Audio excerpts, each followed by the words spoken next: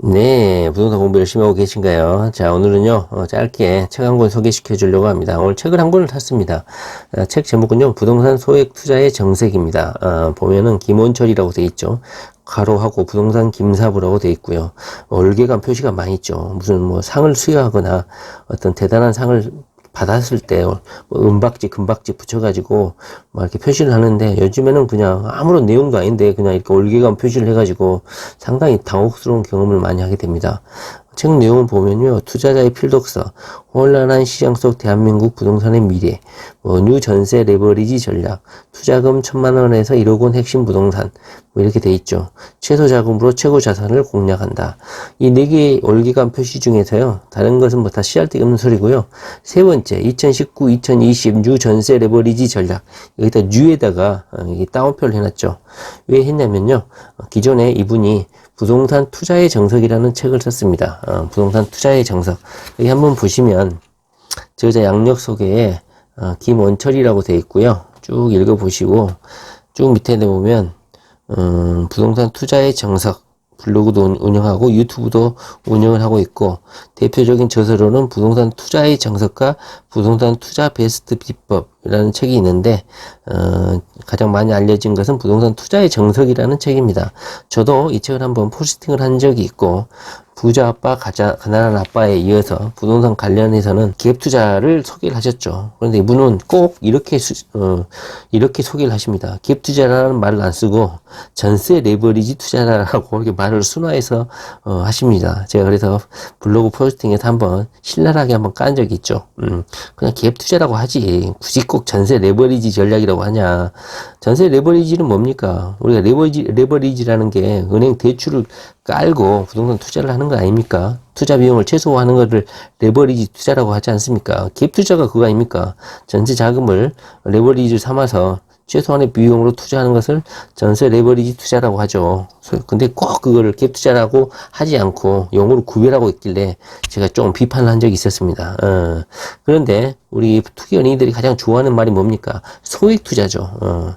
소액 투자라는 말만 들어가면 부동산 책 엄청나게 잘 팔립니다. 왜? 우리는 돈이 없기 때문에, 불쌍한 투자자들이기 때문에 부동산 소액 투자, 수익성 부동산 소액 투자 뭐 이런 거 글자 소액 투자란 말만 들어가면 엄청나게 책 잘 팔리죠. 자, 오늘은 이 책 내용을 전반적으로 말하려고 하는 것이 아니고요. 보다 자세한 내용은 다음 시간에 좀 더 분석을 해서 공부를 좀 해보기로 하고요. 부동산 투자의 정석이라는 책이 본격적으로 기업 투자를 안내한 책이었어요. 그래서 박종수의 뭐 300채, 200채 이런 책보다도 훨씬 전에 출간된 책이었기 때문에 기업 투자의 선구주자는 이 김원철이라든가 노후를 위해서 집을 이용하라 이 책의 저자가 또 있죠. 김원철 씨가 쓴 게 아니고 다른 저자가 쓴 건데 기업 투자를 소개한 책들은 박종수 저자가 쓰기 이전에도 이미 많이 출간되어 있었다. 그러나 책 제목에다가 갭 투자라는 말만 쓰지 않았었지 그 책 내용 대부분은 갭 투자에 관련된 내용이었죠. 이 김원철 저자의 책 내용도 부동산 투자의 정석이란 책은 그러니까 이 부동산 소액 투자의 정석 이전에 펴냈던 책은 부동산 투자의 정석이었고 그 앞에 소액자만 지금 붙인 거죠. 기존의 책 내용이 대부분 갭 투자의 설명에 관한 내용이었습니다. 그래서 많은 사람들의 관심을 받았고, 아마 책을 많이 판매를 하셨을 거라고 생각이 됩니다. 보통 영화도 1편은 성공을 하고 2편은 보통 실망을 좀 많이 주게 되죠. 이 책도 2편 똑같은 1편의 내용을 그대로 가져다 썼을지 않을까 하는 예상을 좀 해보고요. 보다 자세한 내용은 한번 읽고 다음 시간에 한번 살펴보기로 하겠습니다. 제가 오늘 말씀드릴 것은요. 초판에만 한정 판매하겠다는 바로 이거죠. 별책 부록 김사부가 추천하는 1억 이하 투자처 베스트 10 이런 거는 보통 장사 책을 팔아먹기 위해서 하나의 끼어 팔기 형식으로 이런 얍삽한 얇은 책들 끼어 팔기 하죠. 이렇게 해가지고 이 책을 팔기 위해서 이렇게 끼어 파는 식으로 이렇게 딱 비닐 랩을 해가지고 이 별책 부록을 못 훔쳐가게 이렇게 비닐 랩을 씌워서 서점에서 팔고 있더라고요. 그래서 뜯어가지고 이 책을 사람들은 여기에 혹하죠. 도대체 어디 아파트에 투자할 것인가 이런 가장 오히려 궁금하죠. 이거보다 더 이 책 내용에 대해서 궁금하죠. 박종수 저자의 책도 이렇게 별책 부록을 끼워가지고 사람들을 현혹해가지고 욕을 많이 얻어 처먹었죠. 박정수 저자 책도 본책 따로 있고 별책 부록 따로 있고 자신만의 뭐 5천만 원 강의에 버금가는 내용을 담았다 해가지고 이렇게 별책 부록 팔아가지고 엄청나게 욕을 많이 얻어먹었죠. 실질적인 중요한 내용도 없었는데 그 비슷한 그런 지금 판매 전략을 취하고 있습니다. 그래서 초판 말고 다음에 뭐 2판, 3판 찍을 때는 이 내용을 안 팔겠다는 거야. 그런데 이 돈 되는 내용을 본문 안에 편입해서 아마 개정판 또 내지 않을까 하는 생각이 듭니다. 읽어보면요, 부동산 소액 투자의 정석 특별 부록이라고 돼 있죠. 그런데 저는요, 냉정하게 말을 드리면요, 원래 김원철 저자를 저는 존경을 합니다. 이분은 약간 강사도 하고, 뭐 이렇게 상담도 하고, 이렇게 많이 하시는 것 같아요. 투자 상담도 하고. 그런데 저도 사람 보는 눈이 좀 있죠, 이제는. 나이가 들었으니까. 약간 사기를 치거나, 거짓말 하거나, 이러신 분은 아니고, 책 내용을 읽어보면 알겠지만, 약간 진심을 담아서 글을 쓰시거나, 유튜브 강의를 하시거나, 방송을 하시거나 이러시는 것 같아요. 처음에는 유튜브 방송도 제가 100명일 때부터 시청을 했는데요. 구독을 해서 상당히 좀 어설펐죠. 약간 아마추어리즘이 더 있었는데 영상을 한 개씩 늘려갈 때마다 구독자 수가 지금은 언제 1000명 넘기나 이렇게 좀 궁금했었는데 이번에 부동산 소액 투자의 정석이라는 책을 폈기 때문에 아마 구독자가 한꺼번에 확 늘지 않을까 하는 생각이 듭니다. 자, 2000명 중에 현재 2200명, 2300명 정도 되신 것 같아요. 그 말씀하시는 거 보면요. 사람이 참 착하시다. 좀 악의가 없으시고 거짓이 없으시다. 이런 생각이 좀 많이 들었습니다. 김사부가 추천하는 1억 이하의 투자서 베스트 10. 저는 이 내용을 보고 부동산 투자의 정석에서 느꼈던 존경감, 저자에 대한 존경심과 부러움, 경외감 이런 것이 좀 이 별책 부록을, 특별 부록을 통해서 보면서 많이 사라져 버렸습니다. 좀 실망을 좀 많이 한 것 같습니다. 제가 이 부동산 소액 투자의 정석 말고 부동산 투자의 정석이 나왔을 때 그 책을 읽었을 때는 이 책 내용을 보면서 그때 당시엔 저도 부동산 투자 지식이 적어서 아마 그 책 내용에 대해서 찬양을 하고 많이 존경심을 표현했는지 모르겠는데 지금 제가 한 5, 6년 지나고 부동산 공부를 한 상태에서 김사부가 추천하는 1억 이하 투자처 베스트 10을 보니까 너무너무 실망스러운 거야. 물론 이 본문 내용은 나중에 제가 살펴보겠지만 이 특별 부록에 관련된 내용만 보아서는 이런 엉터리 분석을 하고 계시나 하는 생각이 들어요. 현재 이 베스트 10을 제가 신속하게 한번 스킵을 해볼 건데요. 맞는 내용은 한 2군데 정도밖에 없고 나머지는 정말 엉망인 내용으로 소개하고 계셔가지고 조금 약간은 좀 실망을 했다. 그런 제 생각을 말씀을 드립니다. 베스트 10에서 한 2군데 정도만 옳은 말씀을 하시고 나머지는 여기 샀다가는 아마 망할 가능성도 있지 않을까 하는 걱정이 들어서 제 생각을 말씀드려보려고 합니다. 가장 큰 문제점은 뭐였냐면 그 현장에 정말 가보고 이렇게 분석을 하시는 건지 아니면 부동산의 대원칙 수익성 부동산에 대한 개념이라든가 성향을 잘 알고 하시는 건지 조금 약간 의아스러웠습니다. 짧게 한번 살펴보도록 하겠습니다. 딱 보시면요, 머릿말에 꼭 내가 이렇게 말하는 게 맞는 말은 아니다 이렇게 썼고요. 첫 번째로 추천한 게 바로 한강 메트로자이입니다. 시대 상승은 이제부터 시작이다. 그러면서 김포의 한강 메트로자이를 추천하고 있습니다. 제가 이것을 간단하게 살펴보는 이유는요, 꼭 어떤 아파트 명칭을 말씀드리려고 하는 게 아니라 어떤 그 지역이라든가 수익성 부동산 그리고 투자의 방법 그리고 어떻게 지역 분석을 하는지 그리고 그 지역에 대한 정보 이것을 여러분들에게 알려드리려고 지금 이렇게 말씀을 드리는 거예요. 이 아파트에 절대 투자하시면 안 됩니다. 이 베스트 10에서 추천하는 아파트는 절대 사시면 안 돼요. 망합니다. 이것이 몇만 부가 팔릴 건데요, 앞으로. 서점에서 이미 베스트셀러로 올라간 것 같아요. 이 소액자란 말이 들어가면요 무조건 베스트셀러입니다. 제가 말씀드리는데 혹시 부동산 관련해서 책을 쓰실 분들은 소액 투자라는 말을 반드시 집어넣으시기 바랍니다. 키워드를 무조건 베스트셀러가 됩니다. 내용이 좋든 안 좋든 간에요. 여기 베스트 10 이 내용이 아마 수만 부가 팔리게 될 텐데 많은 독자들이 이 아파트를 사게 될 거예요. 아마 이 책이 출간된 이후로 아마 여기에서 말하는 아파트들은 아마 다 팔려 나갈 겁니다. 그래서 절대로 이걸 사시면 안 됩니다. 한두 군데 빼고요. 그래서 혹시나 사실까봐 사지 말라고 지금 제가 말씀드리려고 오늘 이렇게 영상을 찍고 있는 것입니다. 그리고 제 생각을 말씀드리는 거예요. 그리고 김포의 한강 메트로자에 대해서 잠깐 살펴보면요. 김포 골드라인이 2019년 9월에 개통이 됐죠. 그리고 보통 발표가 되면 지하철은 완공까지 약 10년 정도가 소요가 돼요.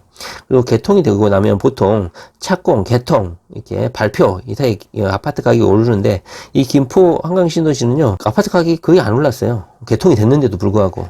그래서 이 저자는 오를 것이다. 너무 공급이 많아서 안 오르고 있을 뿐이지, 조금만 있으면 이 공급 물량이 다 소진이 되면 아파트 가격이 오를 것이다. 둘째, 그동안 가격이 거의 오르지 않았기 때문에 그만큼 너무 많은 물량이 제공이 됐기 때문에 오르지 않았다. 그리고 오르지 않는 이유 세 번째로 이렇게 말을 하고 있어요. 김포 물량이 거의 끝나가고 있고 2020년을 마지막으로 김포 한강 신도시에 공급되는 물량이 다 끝나가고 있다. 그래서 김포는 지금부터 이제 본격적으로 공급이 다 끝났으니까 가격이 오를 것이다. 그리고 여러분들도 아시겠지만 제가 저번에 김포에 중에서 김포 풍무역에 대해서 한번 설명한 적이 있죠. 항공 소음 때문에 망했다. 거기 절대 투자하지 마시라. 될 수 있으면 김포 투자하지 마시라. 공급이 너무 많다. 이렇게 말씀드렸는데 저자 김원철 저자는 김포가 이미 공급이 2020년을 기점으로 공급이 마무리되니까 이제 본격적으로 오를 일만 남았다. 그리고 운양역을 추천하고 있죠. 부동산 공부 좀 해보신 분들은 김포에서 제일 부자 동네, 잘 사는 동네가 운양역이라고 다 알고 계시죠.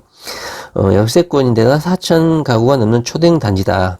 그런데 이미 가격이 좀 올랐지만 앞으로 한강 철도가 뚫렸으니까 오를 기회가 많을 것이다 이렇게 추천을 하고 계세요. 그런데 제가 조금 의아한 게 이 투자 비용이 약 8천에서 약 2억 가까이 소요가 되는데 제 생각에는 1억 가까이 투자하면서 김포에 투자한다? 저는 미친 짓이라고 생각합니다. 1억이 있으면요 서울 썩 달이 썩어가는 아파트 투자할 물건 많은데 왜 김포까지 나가는지 이거 추천하는지 이해가 안 됩니다. 말 그대로 소액 투자인데 이게 소액 투자 1억 하고 김포까지 나가라고요? 말이 안 된다고 봅니다. 두 번째로는요, 판교 오피스텔을 추천하고 계세요. 판교 오피스텔은, 먼저, 명칭은 뭐냐면, 오피스텔 이름이, 그냥 판교 오피스텔이네요. 판교 주변의 오피스텔을 말을 하고 있어요. 판교역, 이게 판교역 사거리죠. 판교역 사거리 주변에 오피스텔을 추천하고 있습니다. 그리고 판교 지역에 대해서 분석을 하고 계십니다. 판교는 무엇보다 일자리가 많고 1 테크노밸리, 2 테크노밸리가 완공됐고 지금 3 테크노밸리가 공사가 진행 중이고 2023년경에 완공이 됩니다. 그러면서 첨단 기업들이 많이 들어서고 일자리가 많이 생깁니다. 그리고 GTX A 노선이 2023년에 완공되고 판교까지 연장됩니다. 판교가 좋은 건 다 알고 있죠. 그런데 판교 대장지구가 2020년에 입주를 앞두고 있고 약 5,900세대, 약 6,000세대가 공급이 되고 고등지구가 약 4,092세대가 입주를 한다. 그러니까 약 만 세대 가까운 물량이 공급이 예정되어 있다. 그런데 아파트가 너무 비싸다. 근데 문제는 비싸다. 그리고 판교의 미래는 물어볼 것도 없고 긍정적이다. 그럼 어디에 투자할 것이냐? 다른 지역보다 소형평이 없다. 판교 주변이. 그래서 오피스텔에 투자해라. 오피스텔은 오르는 대상이 원칙은 아니다. 그런데 전철역이 판교역 하나밖에 없고 오피스텔은 판교역에 있는 오피스텔이 전부고 판교역 주변 이외에는 오피스텔이 거의 없다. 그러니까 오피스텔에 투자해라. 그리고 오르지 않는 것이 이상하다. 그래서 판교 오피스텔을 추천하고 있습니다. 그리고 전세 레버리지를 이용해서 투자를 하라 이렇게 되어 있습니다. 그런데 판교 오피스텔을 여기서 추천하는 이유가 판교 주변이 대형 평수밖에 없기 때문에 소형 평수의 대체제로 오피스텔을 투자하고 있는 것 같아요. 그런데 잘 찾아보시면요 오피스텔이 많습니다. 첨단 산업단지 주변으로 많이 원룸이 들어차 있기 때문에 공급이 적은 게 아니에요.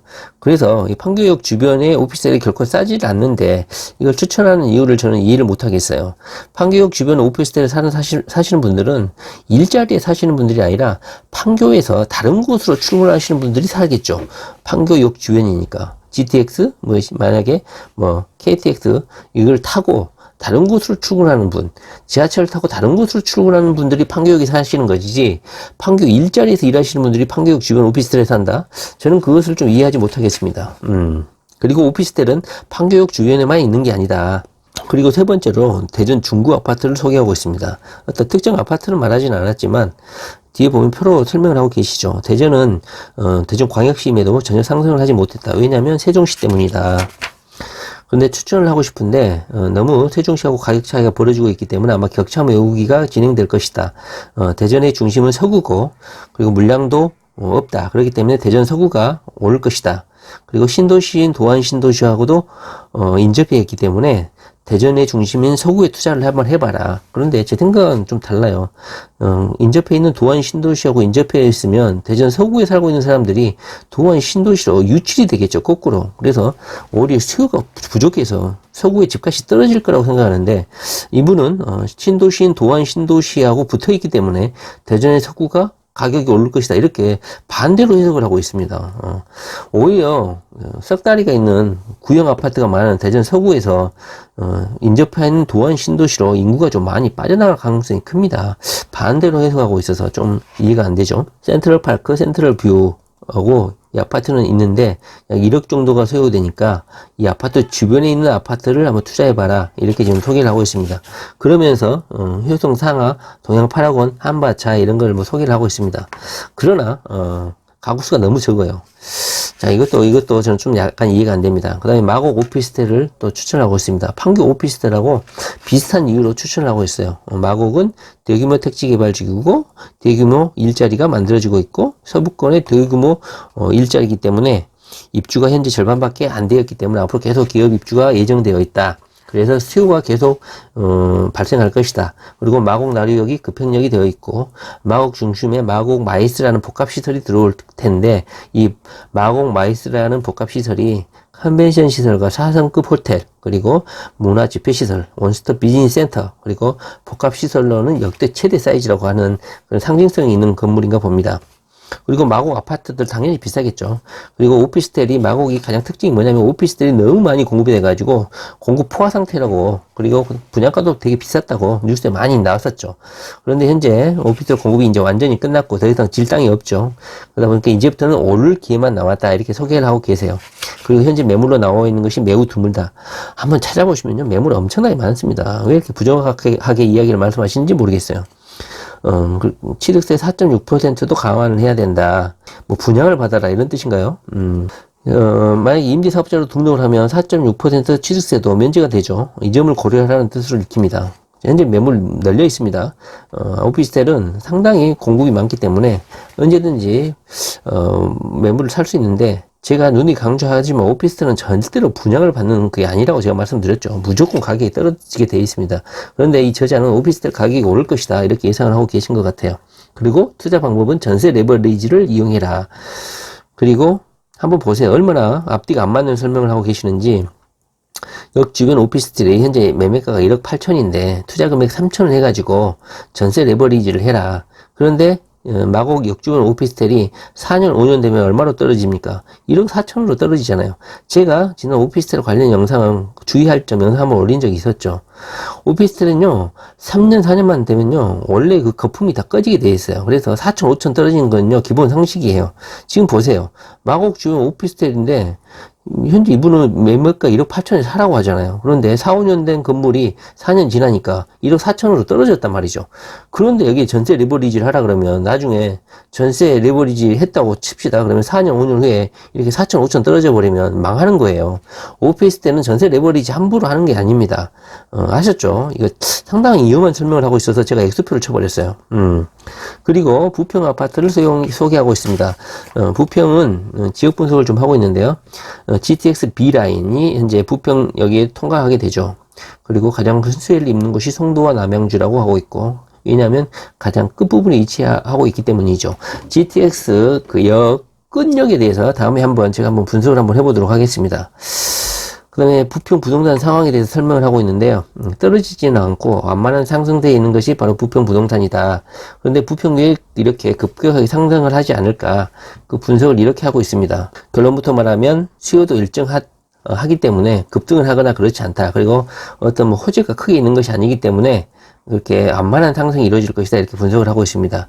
그렇기 때문에 이 부평은 구축이 너무 많아요. 그래서 새 건물이, 새 아파트가 들어서면 그것이 거의 랜드마크 형식이 돼버리죠. 결론부터 말하면 부평은 앞으로도 이런 흐름이 계속될 것인데, 오르지 않는 가장 큰 이유가 재건축이나 재개발을 통해서 주택이 공급이 있을 수밖에 없는 지역이기 때문에 어떤 대규모 재건축 재개발이 이루어지지 않고 있는 현 상황에서는 물가 상승률에 맞춰서 완만하게 상승할 것이다, 이렇게 예상을 하고 있는 것 같아요.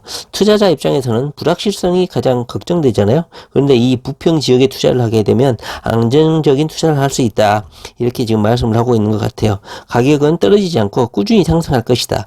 그렇다면 어디 투자할 것이냐? 역시 새 아파트에 투자를 해라. 두 번째로는 만약 물건이 새 아파트가 지어지고 그 주변에 있는 위치를 아파트를 고려해봐라. 왜냐하면 새 아파트는 너무 비싸고 이 책 제목처럼 부동산 소액 투자로 하기에는 돈이 많이 들어가니까 그 새 아파트 바로 옆 아파트를 한번 노려봐라. 이렇게 지금 주장을 하고 있습니다. 왜냐하면 새 아파트가 지어지는 곳 주변은 어떤 개발 압력이 있을 것이고, 새 아파트가 주변이 들어서고 가격이 높게 형성이 되면 그 주변의 아파트 입주민들이 우리도 한번 재개발 재건축을 해볼까 하면서 압력이 가해지기 때문에 재개발 재건축될 가능성이 높다, 이렇게 분석을 하고 계세요. 코오롱카 하늘채 아파트 2000년 12월에 예정이 되어 있는데 이 아파트를 사지 말고 그 옆 아파트를 사라. 그러면 이 아파트의 개발 영향을 받아서 이 백주 아파트, 그 다음에 한양 아파트, 그 다음에 뭐 백주 아파트, 서광 아파트, 3위 아파트들도 아마 재건축을 하지 않겠냐. 자, 그리고요, 판교 오피스텔에 이어서 미사 오피스텔을 설명하고 있는데요. 내용이 길어져서 다음 영상에 한번 말을 해볼게요. 너무 길어지죠. 하여튼간 앞에 제가 말씀드린 이 소개하는 물건들 절대 사시면 안 됩니다. 뭐 대전 중구 아파트 사지 마세요. 그다음에 뭐 판교 오피스텔 추천하는데요, 사지 마세요. 살려면은 이런 새 아파트를 사시면 안 돼요. 자기 스스로도 오피스텔 가격이 떨어지고 있다는 걸 알고 있으면서도 그게 기업 투자를 하고 계세요. 이거는 너무너무 무책임한 설명이 아닌가 하는 생각이 듭니다. 이런 오피스텔 보세요. 자기도 그렇게 말하고 있잖아. 1억 8천에 사라. 그런데 약 4년 5년 되면 1억 4천으로 떨어져. 그런데 어떻게 1억 8천을 주고 사고 갭 투자를 하라, 전세 레버리지를 하라, 이런 말을 합니까? 제가 말씀드렸지만 전세 레버리지는 곧 갭 투자하고 같은 말이라고 했죠. 자, 계속 오피스텔 관련 투자에서 가장 주의해야 될 게, 분양받으면 절대 안 단다. 오피스텔은 처음부터 거품을 이빠이 넣어가지고 분양을 하기 때문에 분양받은 것과 동시에 1년부터 1, 2년 후부터 가격이 폭락하기 시작한다고 말씀드렸죠. 여기 그렇게 말을 하면서도 오피스텔에 전세 레버리지 투자를 해라, 갭 투자를 하라, 이렇게 설명하는 것은 너무너무 무책임하다, 이런 말씀을 한번 드려봅니다. 다음 영상에서 말을 할 뭐 미사 오피스텔도 같은 이유예요. 제가 말씀드리는 게 제가 말씀드리는 바로 이 미사 오피스텔, 이것도 같은 이유로 저는 절대로 투자를 하시면 안 된다, 이런 말씀을 드립니다. 미사 오피스텔도요, 뭐 여기를 추천을 했는데 한번 보세요. 미사역 프루지오 오피스텔을 추천하셨네요. 이 이상 다른 나머지 한 5개는요, 다음 영상에서 한번 말씀드려보도록 하겠습니다. 오늘은요, 부동산 소액 투자의 정석에 별책 부록, 초판에만 알려준다는 부동산 소액 투자의 정석, 박정수 저자 200채, 500채, 이 투자하고, 박정수 저자가 자기 책 팔아먹을 때 썼던 이 내용하고 좀 비슷한 거죠. 550만원짜리 강의 중 일부인 부동산 투자 비밀 노트 수록 해가지고, 이 비밀 노트, 박정수의 부동산 투자 비밀 노트 별책 부록에 이 부분을 뜯어서 사용하세요 해가지고 책을 판매했는데 별다른 내용이 없었죠. 그런데 책을 판매할 때는 여기도 올개간 있네요. 올개간, 이렇게 요즘에 광고를 하시는 것 같아요. 박정수의 대한민국에서 부동산으로 큰 부자 되는 비밀과 비슷한 방식으로 이 책을 출간하셨다. 그래서 오늘은요, 책 너무 내용이 길어서요, 10개는 다 살펴보지 못하고 오늘은 5개만 살펴봤습니다. 다음 시간에 나머지 5개 한번 살펴보도록 하겠습니다. 네, 부동산 공부 열심히 하시기 바랍니다. 네, 감사합니다.